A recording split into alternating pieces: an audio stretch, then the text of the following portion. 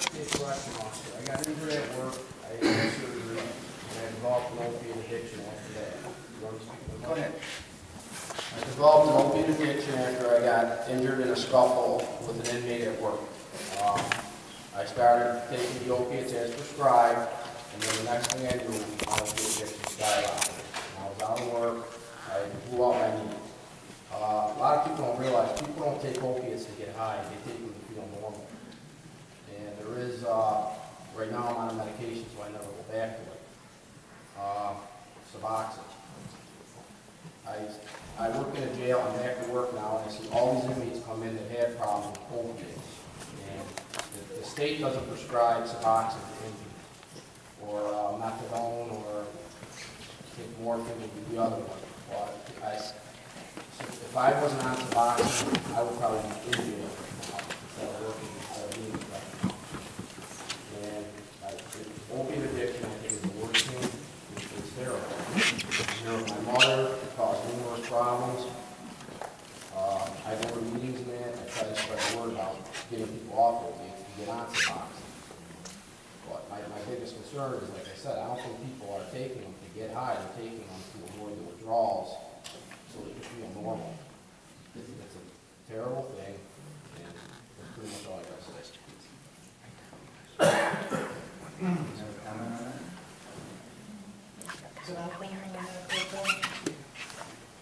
I don't need the microphone. Go ahead. The corrections officer who is taking the opiates for legitimate purposes, a lot of people start out that way, and chronic pain is often a reason why people obviously begin the appropriate use of narcotics. Some of those individuals will go on to become addicted, but some people develop, and this is not a familiar term, but it is in the education literature, and physicians are becoming more familiar with it. It's called pseudo-dependence. The body becomes physiologically dependent to narcotics after about a month. So you're talking about Suboxone? Yeah. That helps take care of the physiological dependence that the brain stops making dopamine. The narcotics are synthetic dopamine. The pseudo-dependence is basically when the pain is not being managed. A lot of folks will develop addictive symptoms, but they really aren't true addicts necessarily. So you can look like an addict, you can have the physiological dependence, but if your pain management, or even this goes for kids too, if you're in pain and that pain is not being managed, you can develop symptoms that will make you look and act just like an addicted individual, or an individual with a disease of addiction, but not necessarily have that if your pain is managed properly. And it's just a little known fact when I hear stuff like that that I feel is necessary to point out. Thank you. That may be an item, an area that you may want to talk about in the future. Anyone have any questions for Alicia and her mom?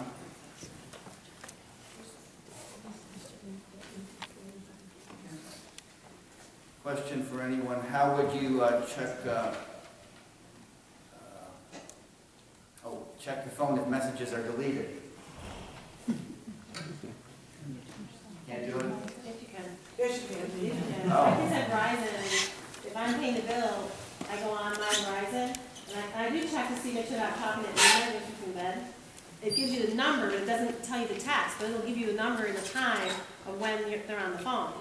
At least with Verizon. But doesn't, you can't see a text, but you can see what number your child is talking to and from, and the time. Outgoing and incoming. What's that? Outgoing and incoming. It can be monitored. Any other questions? Sure.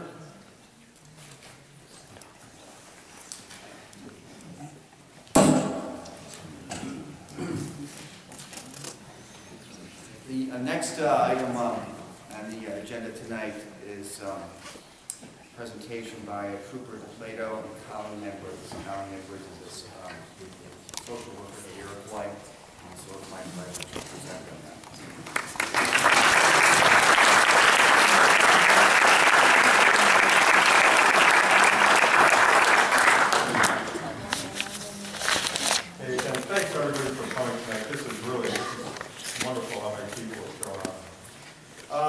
Trooper DePlato. I was the former resource officer over at Iroquois. I'm now doing it part-time, doing a bunch of cutbacks. And this is Colleen Edwards. She is our school social worker. We work very closely and do work very closely together. It's funny how both of our jobs cross over a lot, so we really tend to go to each other a lot on different things. But what we're here to talk to you about tonight is kind of what's going on in school, what we're seeing in the school. And, we're going to talk about a couple of the cases that we've had, just to kind of give you an idea of what we're dealing with. Again, I'm only going to talk about 2 or 3 cases tonight, but there are many, right? We're constantly dealing with things. And that's on top of bullying issues, cyberbullying issues, all the technology issues that are going on with the kids. We have to fit this into, so it seems like it's just endless, as to what goes on in schools sometimes. And it's not because the kids are bad, it's just that's what high schools are and schools are. They're busy, kids, they're in there, they're young, they're trying different things, they make mistakes, we know that, but we're just hoping they don't make huge mistakes. And they don't make mistakes that lead, down the road to worse mistakes. And so that's what we fight against a lot. But one of the things I want to talk to you, like I said, I want to talk to you about the 3 things we kind of see the most. We see alcohol, we see and hear about alcohol, marijuana, and prescription drugs. And again, that's not to say that we don't have heroin appearing from time to time, ecstasy, but the big 3 are those that we're constantly hearing the kids talk about, that's very accessible. The prescription drugs are getting worse. I mean, from the time, I think I came to school around 2003, and it really wasn't a huge problem. And as the years have gone on, it has gotten worse and worse and worse. I think about a year and a half ago, at the end of the year, I think, between family court and criminal court, we sent 18 kids in a 3-month period. And most of it was the prescription drugs. I mean, they were in possession of hydrocodone.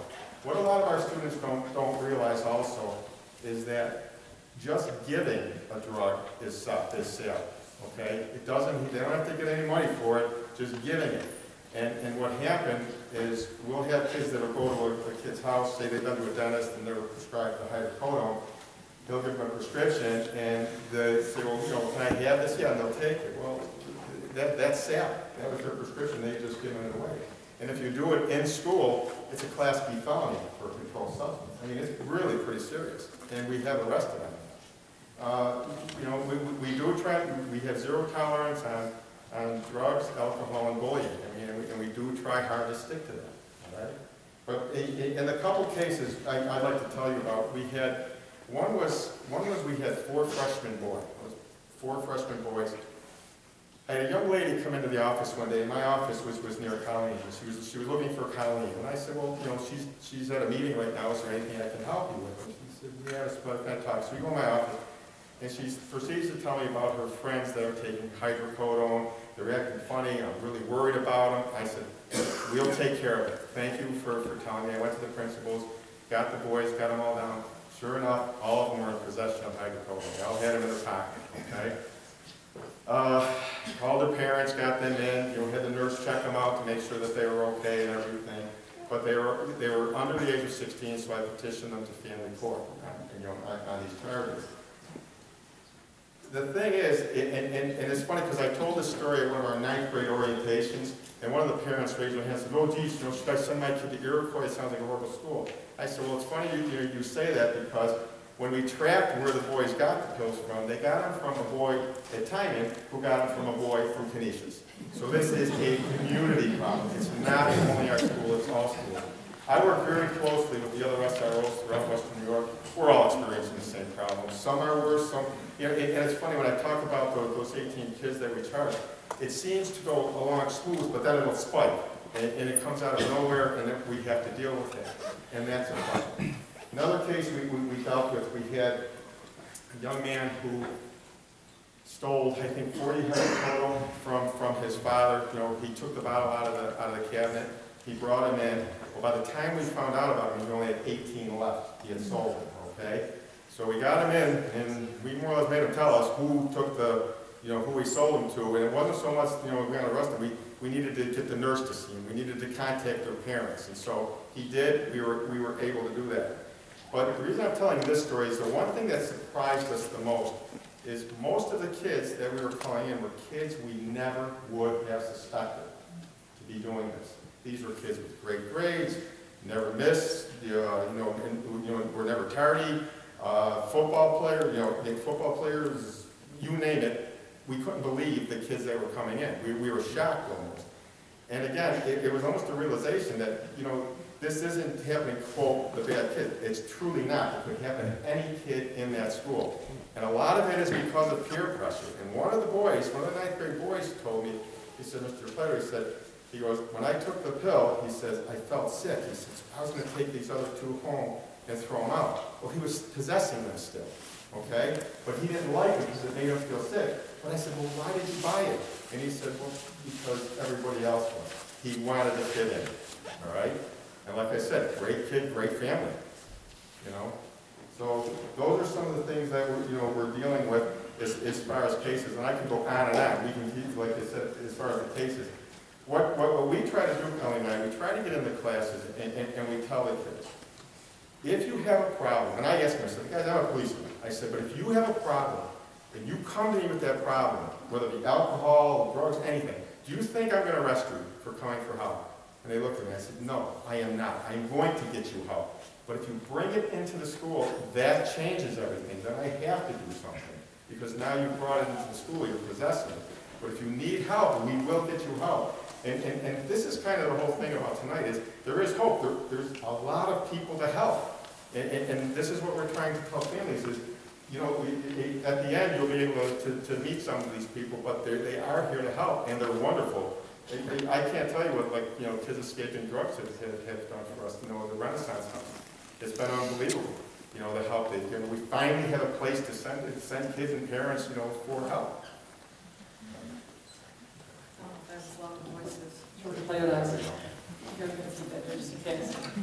Basically what we're here, like I said, we're going to give you some statistics on what's going on in our community.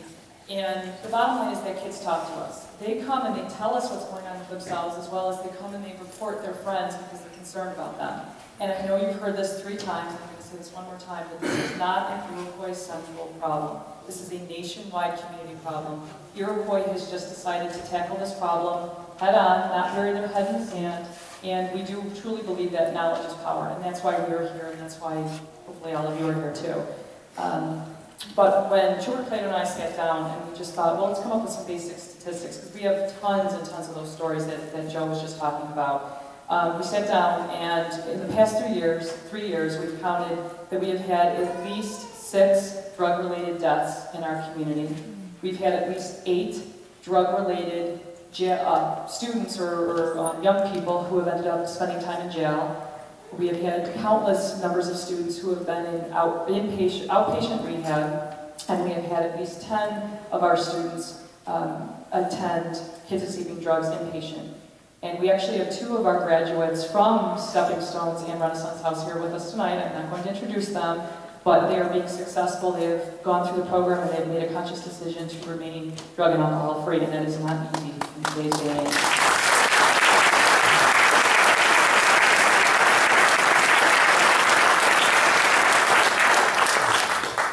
The other thing I wanted to tell you is just that I'm going to just give you a couple of quick stories and a couple of updates on what's actually taking place, has been taking place since September. We actually have 3 young ladies who have, between the 3 of them, they have overdosed on heroin approximately 6 times and have ended up in the hospital, only to have their family members sign them out against medical neglect. And this is actively going on. And even though they do not attend Iroquois, we are still actively involved in trying to get them into treatment. We also, unfortunately, this year started our school year out with a young man who had passed away from a drug overdose one day before he was going to start college. So we just want to make sure that you realize that this is a serious issue, and that's why we are here tonight. On that note, one of the things when sometimes we go into the classes and I talk to the kids about, and the kids will ask me, Mr. Plato, what's the hardest thing you're ever going to do as a policeman? And it gets you thinking for a minute, but the truth is, and I tell them, I said, it's having to notify or be at the scene of when a child is killed or dead, and having to either tell the parent or talk to the parent. There's no words to say when you're actually there. And I asked the kids, I've been a policeman for a very long time. I said, I don't know what the right words are to say. I said, does anyone in here know what the right words are that I could say to a parent that would make them feel better? And you could literally hear a pin drop usually in class when we talk about this, but we do try to get them to think. And they do listen. Most of them do listen. And I'm going to tell you, we have a lot of great kids. I can't say enough about how proud I am of the kids from Iroquois when they go out in functions and we get compliments of, last year I brought the senior class to the Niagara Falls traffic safety program. The military, the other 8 police agencies, everybody came up and said 20 groups that came through Iroquois had the best kids. They were the most respectful, and I was very proud of them, and I told them that. But we have great kids. But what we see in the school, the drugs affect the performance, the decision-making, their grades, and they lose interest in school. They don't come. We get them into their junior and senior year, and every kid, this is how many times we've been going to houses to try to get the kids to come to school. We can't get them to come. And it's difficult, like Colleen said, this is a community problem. This is kind of a national problem, unfortunately. A lot of times people put a lot of emphasis, and I don't work for the school, okay? I'm with the state police, I don't work for the school, but what I see is a lot of times people say, well, the school should be doing this, the school should be doing that. There's 168 hours in the week. The school probably has about 35, okay? So it means 133 hours, they're at home, they're at work, they're with their friends, they're not there. School is the social venue. That's where they meet, okay? But what happens is we're hearing a lot of stuff that happens in the homes, okay? Either when the parents aren't there or when the parents allow things to go on. We had a lot of that going on. But unfortunately, sometimes we find about it after the fact when we need to know a little beforehand so, we can, as policemen, we can get over and maybe do something about it. But it truly, and again, this is kind of how this task force got going, is that, at the school, we really need help. We need everybody pitching in on this, and law enforcement too. We need to know when things go on. I don't know how many times I can tell you I get a phone call on a Monday morning. Well, there's a big party at so-and-so's house. I said, well, I kind of need to know. I can't do anything about it 3 days later. I said, I need to know about things when they're happening.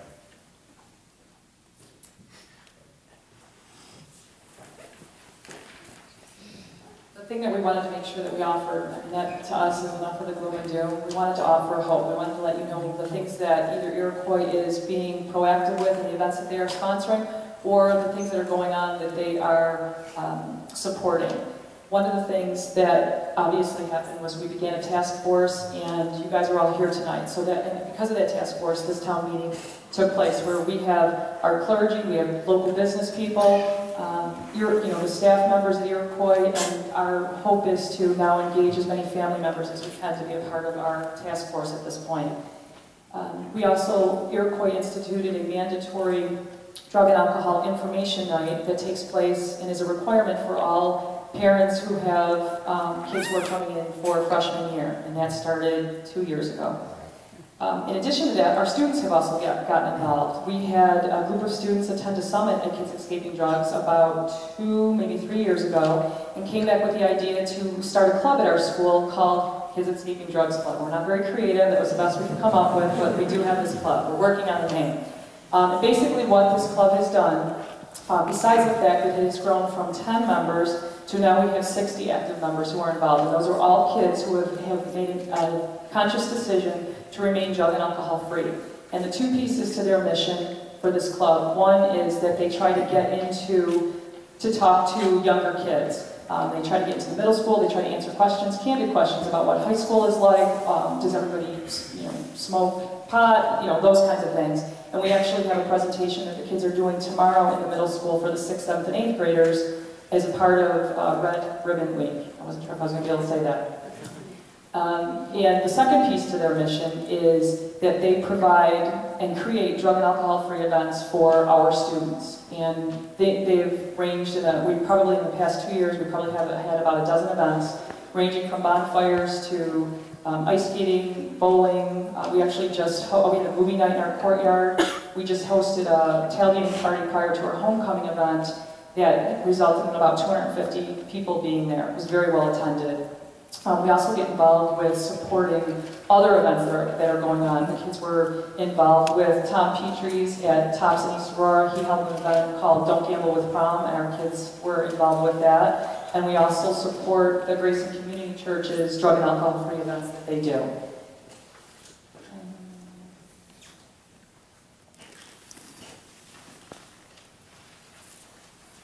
Oh, and finally, one of the other things that the club was selected in, actually, was that the Erie County Sheriffs did a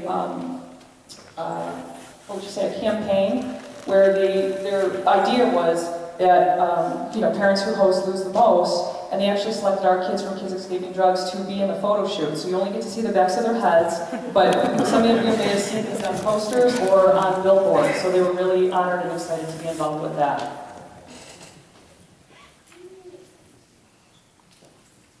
We're going to be wrapping up, but just a couple of programs that we have had that have been really successful. One was we had it was called the Youth Assistance Program, and it was through Connell's Correctional Facility. It was kind of like a Scare Straight program. And what we did is we brought students that really weren't making the best decisions. Not that they were bad kids, but they just weren't making the best decisions, and we had great success with that. When Colleen and I talked to the counselors, we would bring like 12 kids and we would see a noticeable difference in about 6 of them right away, that it gets them thinking. It was pretty graphic. We had to get parents' permission, and all that. But unfortunately, it's been suspended because of the budget, and I say suspended, we will bring it back and we want to because it has been very successful. And also was mentioned was the DEA 3rd National Prescription Drug Drop-Off. That's going to be on October 29th. One statistic I think you're going to find interesting, I heard this last year with the DEA statistic, 70% of the prescription drugs that the kids are bringing in come from the home, whether it be their home, the grandparents' home. You need to get rid of the prescriptions. You need to either lock them up or get them out of the house because it's very tempting. And stop me if I mentioned this, but I had a young man one time that told me he was offered $25 by a kid to bring anything in. He would buy $25 for that bottle of anything so he can go and sell it. Kid needed money, was going to bring it in and sell it, not knowing, again, we're looking at a Class B felony of sale. Okay? And they don't know this. We're trying to, this is why we're trying to. Another hard part we're having at school is finding time to pull them out for assemblies, things. We want to do so much with them, but there's little time. These teachers are teaching. They need to get them ready for exams. They need, for the regents, whatever. Whenever we pull them out, we're slowing the whole process up. So it's difficult to find time to get these kids. That's where we try to go to classes and talk. And lastly, we can't stress this enough, that you are absolutely not alone. If you ever have any questions, trust your gut. You can talk to any one of us at the school. You're welcome to contact us. We absolutely will point you in the right direction. There are going to be several service providers that will be set up at tables in the back that you can ask questions to, and again, they will also help get you some help. And any one of the task force members that are around, all have taken an active interest, all have varying backgrounds, and absolutely want to be available to you and help you in any way, shape that they can. So thank you for your time.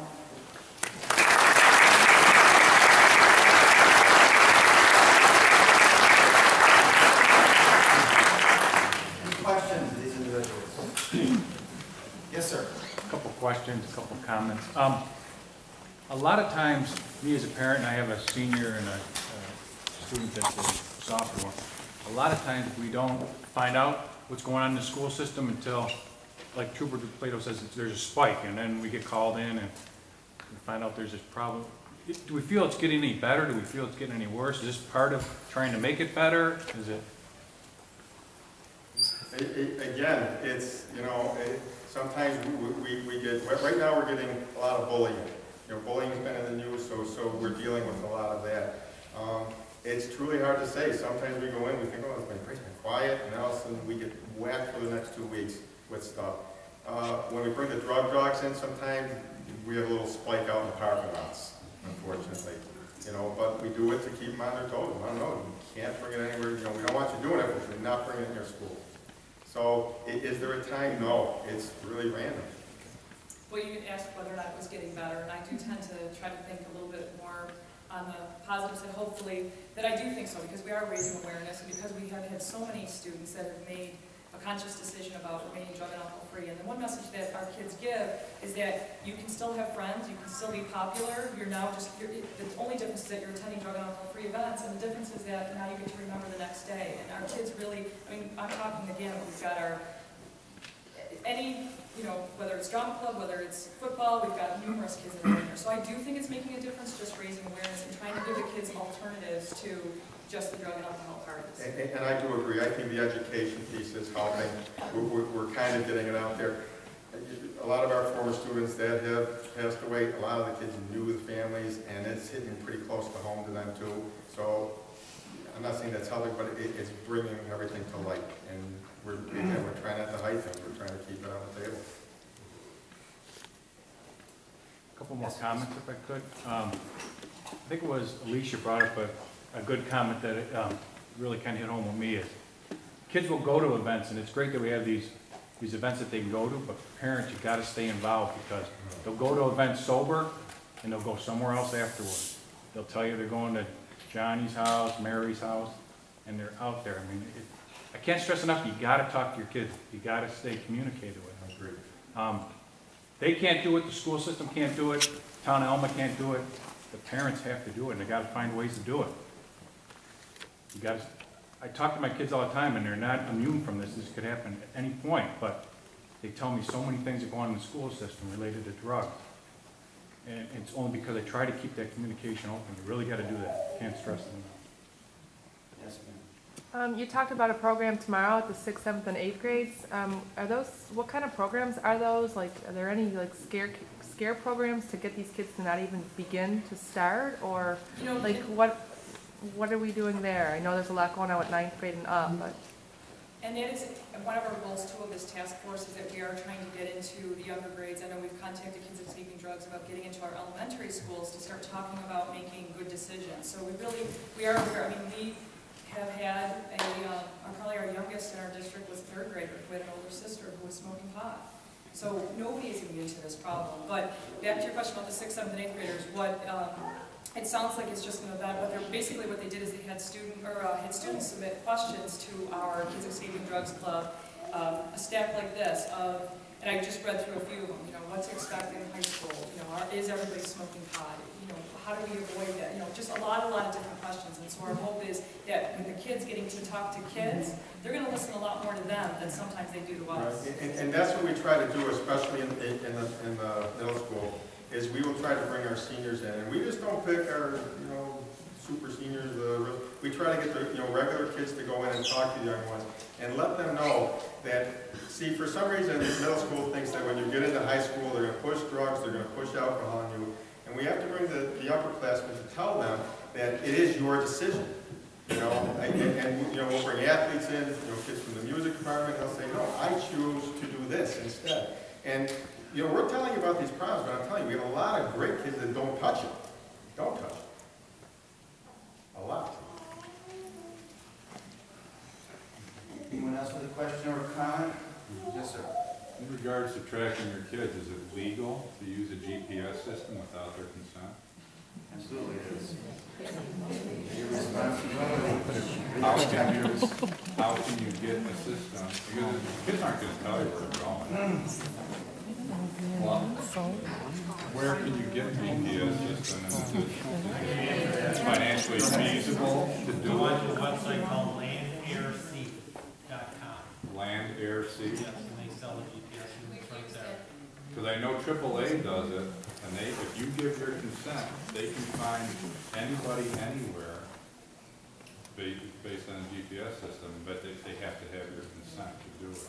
But as a parent, you don't have to. As a parent, you have the right to give that consent for your minor. There's 2 different systems. There's a system that you can download onto your computer after they come back, the unit that you put on the vehicle, or there's a real-time unit which you have to pay a fee per month. Where you can go right on your computer and see exactly where they are any second, in 5 seconds. And how much is it? The real-time, I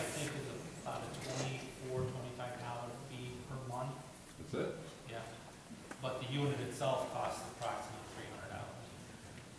There is a lot of distributors in the area. I don't think Land Air Seal sell directly to you, it's going to point you to the distributors. And for high school kids, if you own the vehicle, it's your vehicle. And the vehicle's registered in your name, it's your vehicle. Keep the title in your name. It's magnetic and you can put it anywhere on the vehicle and nobody knows it's there. Does it work on a phone? Yes. You can also access from, I know Verizon can also point out where they are with their smartphones. It can also let you know where they are, but this GPS system gives you an exact address, how fast they were going, what route they took. They have GPS built into the cell phone, so Yeah, I know. activate that through Verizon. That's only $6. They have, I just activate it and say you're a driver.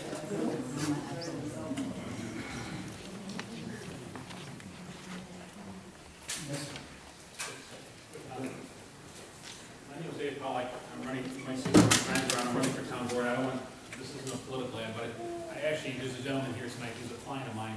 Well, his son is a client of mine because of drug use and addiction. And it's not because whether you're from Elma or you're from the city of Buffalo or you're from Lackland or wherever, it affects everybody everywhere. And Alicia, I give you credit for stepping up and being clean for this long, and obviously keep strong, and for the other two that are here, keep strong because it is a struggle. And it's not something easy. Judge Sikowski knows that I've appeared before him with other clients that have, because I'm an attorney, with other clients that have drug issues. And it's not the parents, but sometimes it's education, sometimes it's the program that you can do. I used to be the vice president of a program called Tremendous Teams. And I'll share a little story with you that I shared with Trooper Barry not too long ago. I was in South Buffalo at a church, and we were doing a community cleanup. I'm in the shorts and a hat and work boots and stuff. Nobody knew who I was. The long and short of it, the kid asked me, I dragged over to do some work with me. I said to him, what would you be doing if you weren't here helping fill this plant? And he goes, and he was 14 years old. He said, well, I'll probably out smoking pot somewhere. I felt bad that unfortunately this kid would be seeking drugs as another alternative. Fortunately, he was there. Having good programs is obviously a good thing. We grouped our program on a thing called positive peer pressure. And we talked about peer pressure, which could be negative. In fact, but positive peer pressure, positive programs are wonderful. Unfortunately, Tremendous Teams ran out a lot of money because we were during the red budget, green budget area, we were receiving some funds from the county. Unfortunately, we ran out of funds to run the program because you can only do so much with big goods and big good sales and things like that. But the thing is, I'd be happy to talk to the supervisor for the school, talking to him a little about our program. I talked to Plato about it, some of the things we do. There are wonderful things out there, and parents have to obviously put in and do what they can. It's not always the parents' choice to go out and use drugs. It's unfortunately it's the kids. But if the parents want to get together and put together a program like I used to run with Tremendous Teams, I'd be happy to sit down with everyone and tell them how to model it. If we can get a group effort of people together and keep the kids off the streets and keep them in the positive programs, their friends that are in the program doing good things, they had to do community service projects, and they also had fun things like trips to Darien Lake and art museums and things like that. So there's a lot that can be done if the parents want to get together and work on something like that. I can show you how to model it. And again, that would be just another positive program that we can maybe do with the schools. Trooper Plato, I know, has said that he would do what he can to help. So always keep it in mind, and I'll be in touch with you. But everyone, good luck, and Alicia, keep going strong. Anyone else? Yes. I just kind of like to know, I've had 6 children, 3 that are out of school, 3 that are still in. And I know that every day that I put my kids on the bus, they just have to put their hand up like this, and it's in their hand. My son was in Renaissance House for 3 months, and came out. He's doing okay. Is he clean? I don't know. But he's doing okay. He's not a jerk like he was when he was using horribly. But I've talked to Officer Plato a lot. I've talked to Colleen a lot. I lived at the high school this past year, and I'm telling you, you sit here and you hear everyone talking. It sounds like it's so easy to get your kids help. It is not. I'm a mother who fought tooth and nail for this kid. I went as far as calling a sheriff one day, having him come to my house because the kid is smoking in his car. By the time the cop got there, the kid is standing in my kitchen, and the officer could do nothing about it because he didn't have enough on him. But the kid is so high, can't keep his eyes open, cannot talk to officer, and all I got from the poor sheriff was, "I'm sorry, Mrs. Bobate, there's nothing I can do." And I said, "Are you seriously telling me that I have to go out on the street and buy some dope and plant it on this little bastard?" And you know what he said to me? He says, "Practically. But I have no luck, and I would have done it a year and a half ago, but I know the first time I did it, I would have got caught. And then I'd be in jail, and the kid would be still sitting in my living room." So we finally got him cornered, and as you're the parent, you can sit there and think, you know, someone else is going to catch him, someone's going to catch him. They can catch him all they want, but until the kid wants help, I could never get him arrested. I've tried everything to get him in front of you, nothing ever worked. The kids are always one step ahead of you. And until he wanted help, I couldn't even make him go to Renaissance House. I could barely make him go to Horizon. If he didn't want to go that day, there was nothing I could do because he's got so many rights and I had none. And the day that he said, okay, he would go to Horizon was because the night before he practically pushed me down the stairs in a fight. And this is one heck of a nice kid that I have that turned nasty, all because of the drugs. So he went. He was there for 3 months, and he is back home. I wish he would have completed the program, but he didn't. He is home. He did graduate high school, busted his butt to get out to make up like 6 months worth of work, and he's home. He's sociable. He's working, but you know what? Every day is a challenge.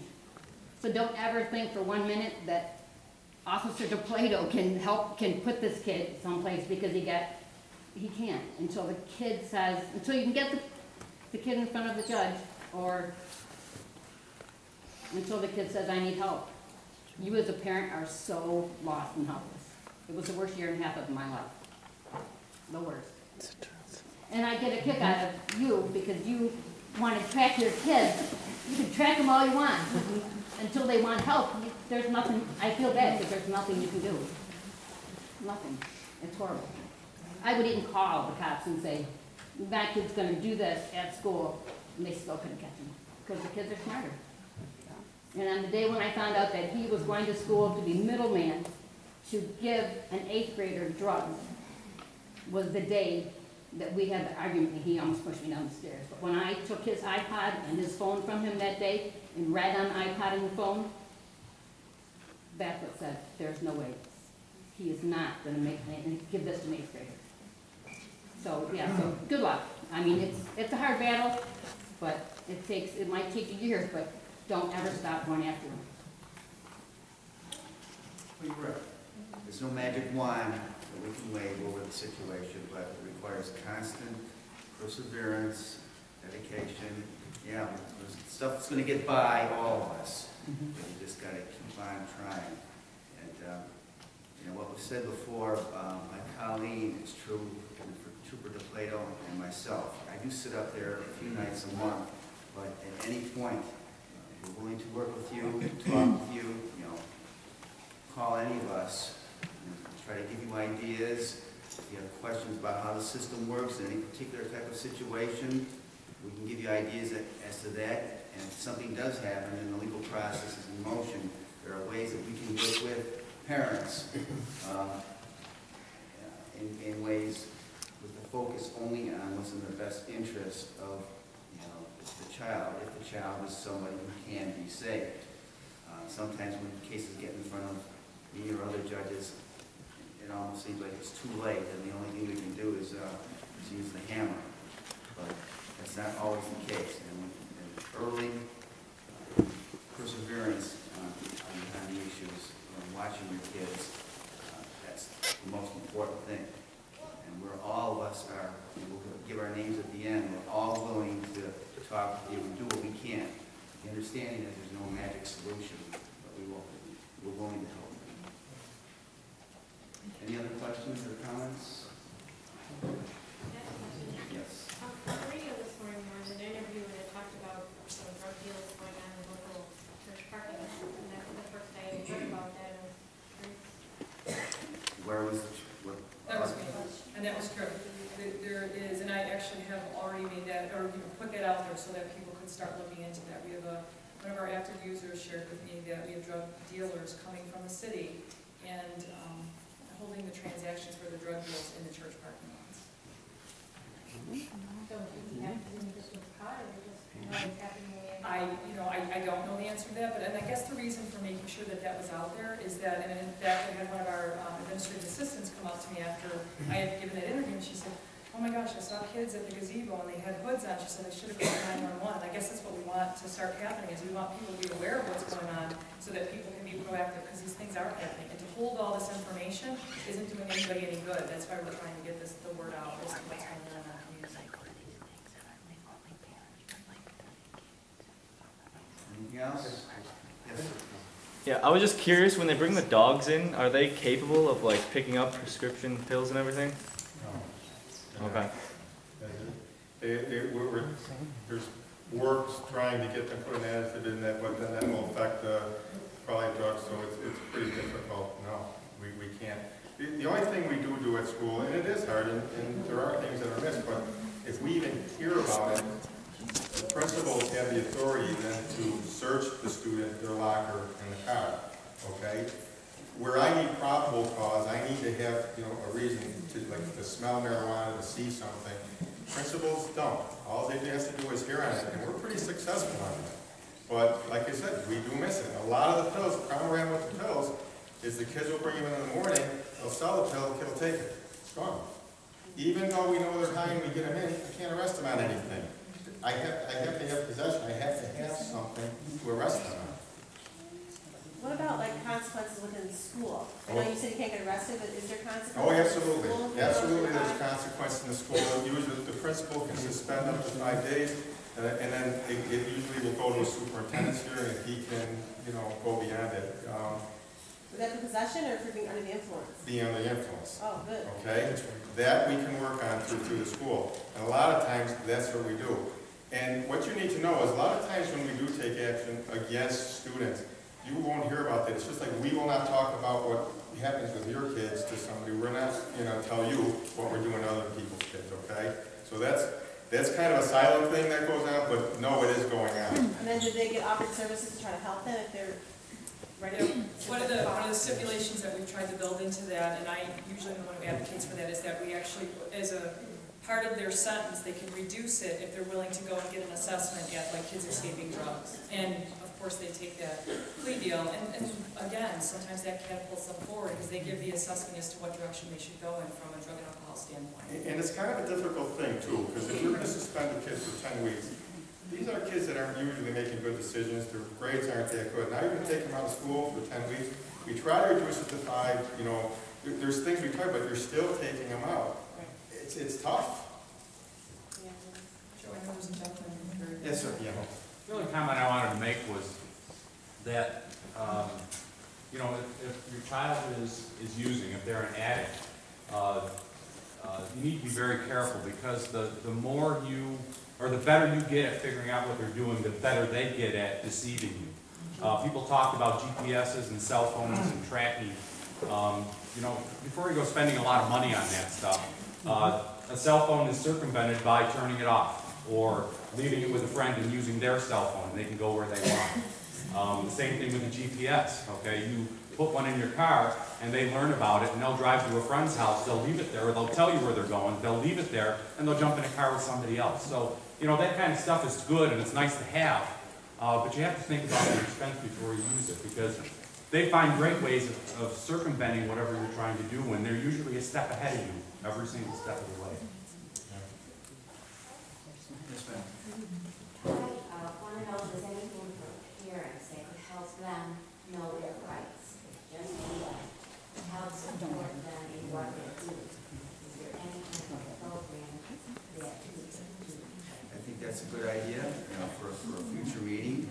And if any of you have specific questions, either contact Mr. Plato or myself, any other lawyers in the community, or the others, or Judge Pierce, and we'd be happy to, answer questions for you about specific problems and concerns that you have.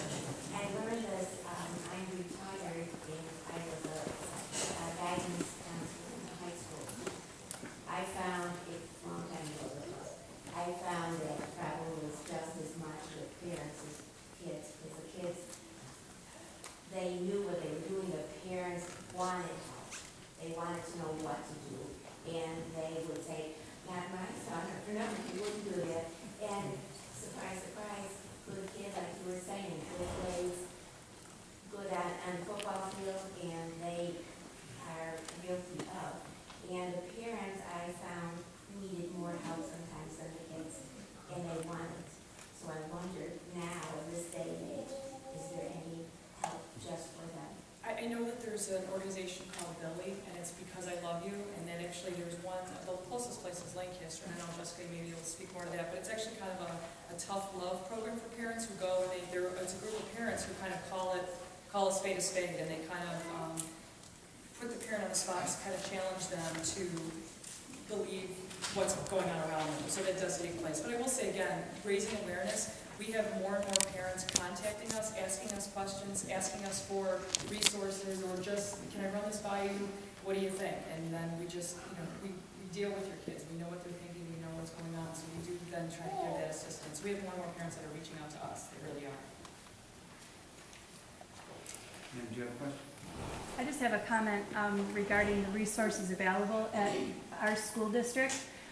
With the budget not being passed last year, we had to cut clubs, and we are unable to have staffing on a Saturday night if we did want to have a dance or something like that, which is drug and alcohol free. And that is, the community has to come together to support the school if we are going to be the crux of this problem. And we've got to pass these budgets, and we've got to have the funding in order to provide the kids with somewhere to go, something to do, and for resources like our school resource officer, our social worker, and other programs that the school, we get the calls all the time. What are you going to do about this school? And unfortunately, our funds are very limited because of the budget being voted down. So that's something that I really think the community needs to take a look at and vote yes. Anything else? I'm the president of the Elma Business Association, and I'd be happy to go to the Elma Business Association and ask if maybe we can sponsor like a DJ or something at the school, if we can maybe get parents to chaperone. I'd be happy to go to our association and say maybe we can sponsor music, if we can get some other stuff going, so let's do it. I think it's a wonderful idea, but I'm going to go back to what was said before. The issue may not be happening at the events at the school. We had the homecoming dance. Everything was fine until after the dance. And that's when the issue became a huge issue for me, and it was a complete surprise to me as to what was going on. These kids are going to parties that are not, there's no parents at these parties. Some of the parties are being held by kids who have graduated already a couple years, and it's a major issue. And I certainly understand and respect the fact that drugs are a major issue.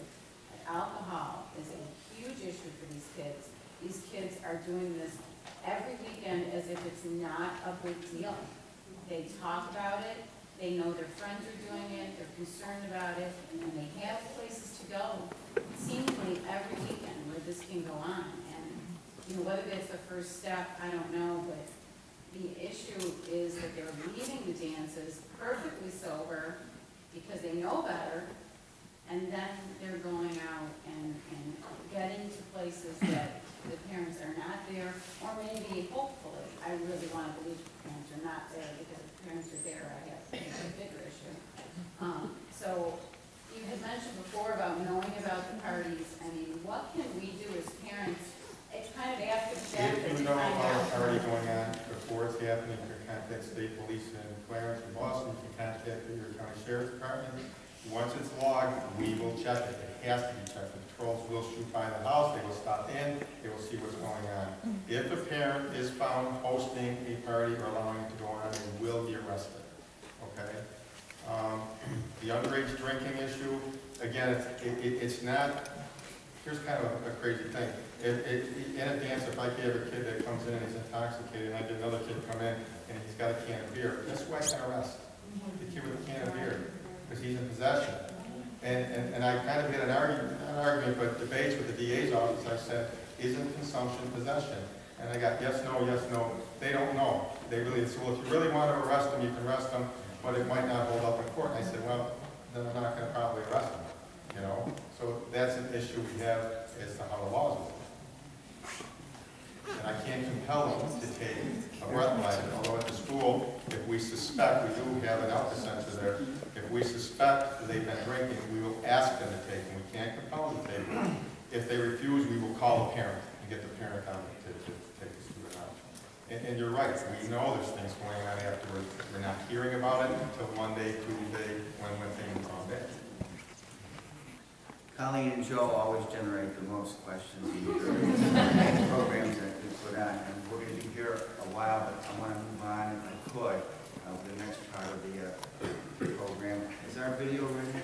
The video that focuses on victims of abuse and overdose and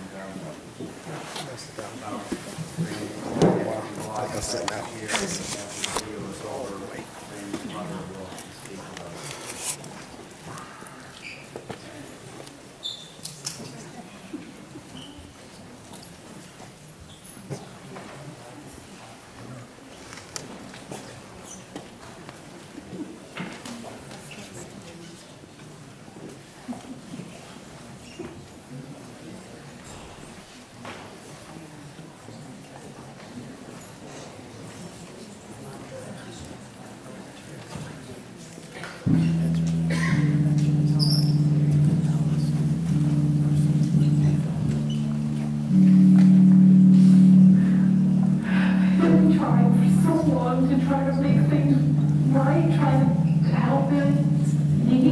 Counseling